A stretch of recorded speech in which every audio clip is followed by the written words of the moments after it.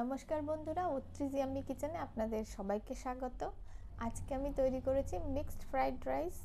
একদম সহজ একটা রান্না, শুনতে খুব কঠিন লাগে, অনেকগুলো স্টেপে রান্নাটা করতে হবে, কিন্তু যারা নতুন রান্না করছেন তাদের জন্য এই রান্নাটা একদম সহজভাবে আমি তৈরি করে দিয়েছি। প্লিজ আপনারা ট্রাই করুন, কেমন লাগলো আমাকে জানান। দেরাদুন রাইস নিয়েছি 250 গ্রাম মতো, ওটাকে আমি আধ ঘন্টা জলে ভিজিয়ে রেখেছিলাম এবং তারপরে ভালোভাবে ধুয়ে আমি ভাতটা বসিয়ে দিয়েছি এবং ভাতটা আমি 90% সিদ্ধ করব। আর নিয়েছি বিনস, গাজর চৌকো চৌকো করে কেটে, বিনস ছোট করে কেটে, ক্যাপসিকাম, কুচনো পেঁয়াজ নিয়েছি দুটো, রসুন একটা গোটা কুচিয়ে নিয়েছি, আদা আর কাঁচা লঙ্কা, আর একটা পেস্ট তৈরির জন্য নিয়েছি আমি বেশ কিছুটা আদা এবং রসুন।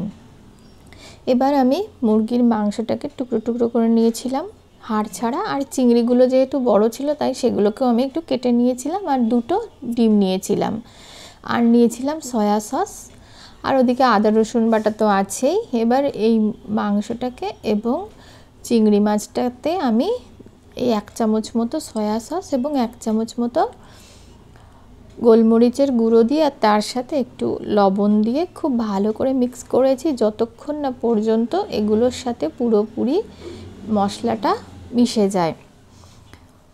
ভালোভাবে মিক্স করতে হবে যাতে মশলাগুলো গায়ে সুন্দরভাবে লেগে থাকে, মানে ছ্যাঁকড়া ছ্যাঁকড়া হয়ে না থাকে, সেইভাবে আপনারা মশলাগুলো এর সাথে মেশাবেন। তারপরে একটা তেলে অল্প করে একটা কড়াই নেবেন, তারপর তাতলে অল্প করে তেল দেবেন, দুটো ডিম ভাজার মতো। এবার দুটো ডিম আমি ওর মধ্যে দিয়ে একটু ঝুড়ি বানিয়ে নিয়েছি, কিন্তু ঝুড়িটা একটু মানে একদম শুকনো করে ভাজবেন না, একটু ভেজা ভেজা যাতে থাকে, জুসি থাকে সেটা দেখবেন, একদম ফ্রাই করে ফেলবেন না। সেটা ভেজে নিয়েছি, তারপরে আমি ওটা উঠিয়ে নিয়ে ওই কড়াইতেই আবার অল্প একটু তেল দিয়ে তার মধ্যে প্রথমে আমি চিংড়ি মাছটাকে ভেজে নিয়েছি। চিংড়ি মাছগুলোকে মোটামুটি ভেজে নিয়ে আমি উঠিয়ে নিয়েছি। উঠিয়ে নিয়ে তারপরে আমি আবার ওই কড়াইতেই তেল দিয়ে চিকেনটাকে ভেজেছি। চিকেনটাকে ভাজবার জন্য আমি একটু ঢাকনাও ব্যবহার করেছি যাতে তাড়াতাড়ি সিদ্ধ হয়ে যায়। ধিমে আঁচে দিয়ে ঢাকনা লাগিয়ে আমি চিকেনটাকে ভেজেছি।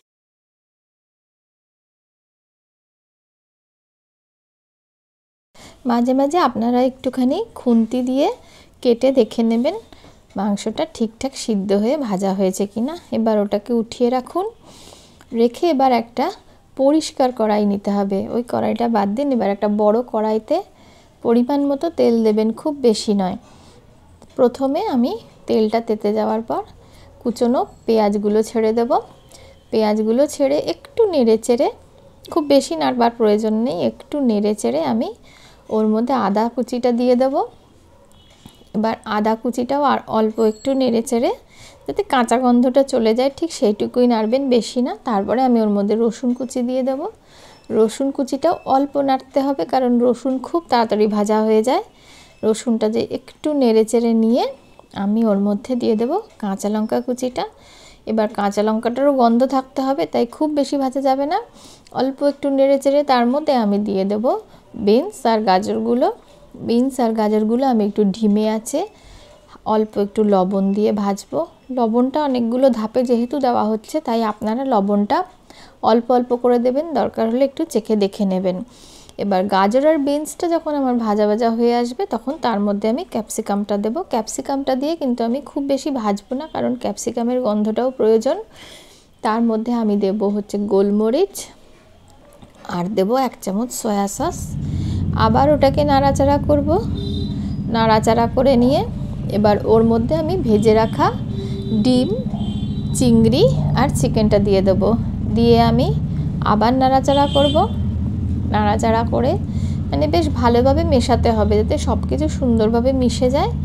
এবার আমি 3টে ব্যাচে ভাতটাকে মেশাবো। আপনারা একবারে ভাতটাকে মেশাবেন না, তাহলে ভাতগুলো ভেঙে যাওয়ার চান্স থাকে।